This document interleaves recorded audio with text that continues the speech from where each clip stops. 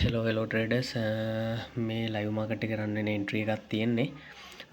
මේ එන්ට්‍රි එක ගත්තේ මෙතන වොලියම් ඉම්බැලන්ස් එකකට මාකට් එක ආවත් එක්කම ඩයිවර්ජන්ස් එකක් දීලා තිනවා CVD එකේ.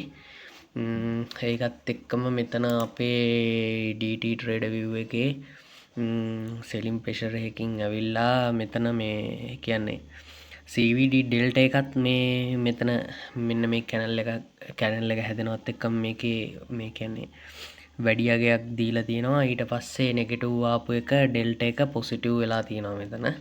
එතනත් ඒකත් එක්කම මාකට් එක මේ උඩට ගියා. ඊට පස්සේ මේ තියෙන්නේ රන් වෙන එන්ට්‍රි එක තමයි.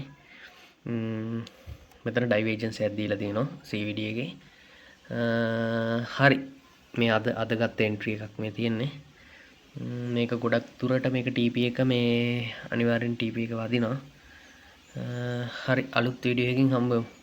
හෙලෝ ට්‍රේඩර්ස් මම දැන් කලින් පෙන්නුවා එන්ට්‍රි එක මේ ඒකේ මෙන්න මෙතන මේ තියෙන වොලියම් ඉම්බැලන්ස් එකට ඇවිල්ලා මෙන්න මෙතන ඩයිවර්ජන්ස් එකක් දීලා තියෙනවා මේ CVD එකේ.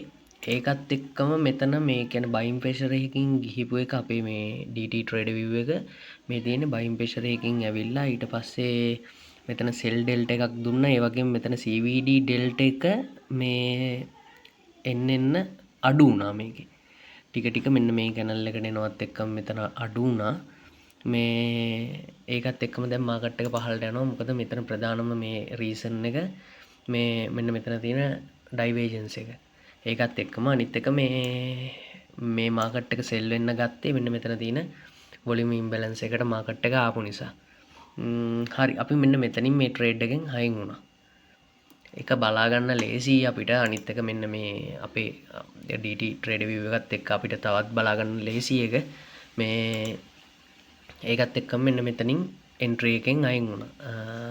හරි. ඕක තමයි මට වෙන්නන්න ඕනේ. හරි අලුත් වීඩියෝ එකකින් හම්බෙමු.